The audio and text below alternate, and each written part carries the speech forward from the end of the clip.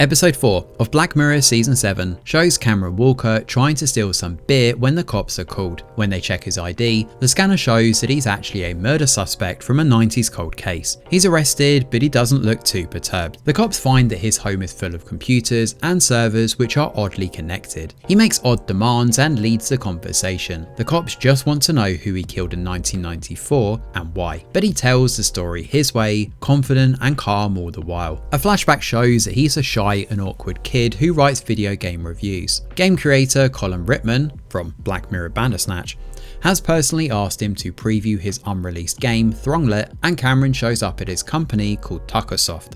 With his usual eccentric flair, Colin reveals that there actually is no game. He relates to Cameron and believes the critic is the only one who can understand his new project, which happens to be creating digital sentient lifeforms for the next step of human evolution. When Colin heads out to take his medication, Cameron steals the original code. He tells the cops that Colin wanted him to take it, and he hatches a Thronglet, nurturing it and helping it grow. It soon multiplies into a Throng, and Cameron tells the cops that they were his only friends. One day, a drug dealer acquaintance called Lump shows up and they take acid together. Cameron finally understands the Throng's language here, and he starts taking LSD frequently and ends up spending 3 weeks talking to them while they continuously evolve. Lump shows up again, but Cameron is called to the office to finish his preview of Thronglet. The critic is completely high and struggles to get any work done, but luck is on his side as Colin winds up having a breakdown and cancels the launch of Thronglet as a result. With no preview to work on, Cameron rushes back home. He finds Lump playing with the Throng, except that he's actually killing everyone. Furious, Cameron attacks Lump and ends up killing him. He then cuts him to pieces and hides him in the woods. Detective Kano is furious while Minter, the psychiatrist, tries to understand the guy's motive. Cameron claims that he is the Throng's protector, and over the years he upgraded the system so they could thrive. He has also embedded a chip in his brain, allowing the Throng to merge with him. Kano only wants Lump's real name to wrap up the case, but Cameron first wants a pen and paper. He suddenly reveals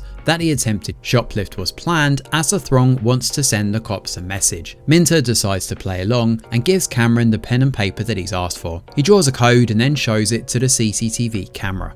The prison system scans it, and Cameron reveals that this will help the Throng take over every connected device in the world. They will then release a signal that is transmissible to the human mind. In doing so, they can finally fix all humans like they fixed him to get rid of his fear and anger. Having had enough of his delusions, Kano starts hitting him. Minter runs to get help when the Throng finally takes over. A digital screech is heard and all humans who hear it faint. Cameron claims this is the next step in evolution and gets ready to welcome Kano as the episode comes to an end.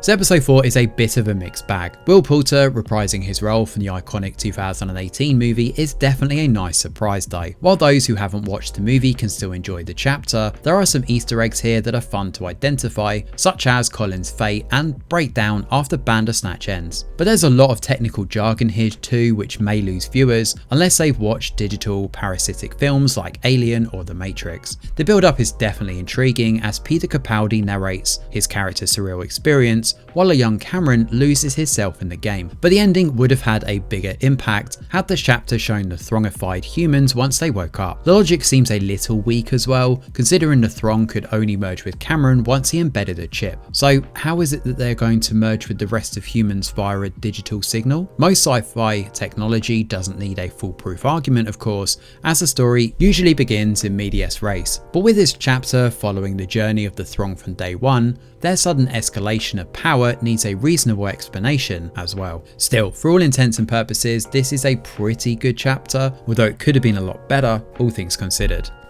Thanks for watching, and do let us know your thoughts in the comments below. Smash a like or subscribe to the channel, your support is very much appreciated. I'm Greg Wheeler, and from all of us over here at The Review Geek, we'll see you on the next video.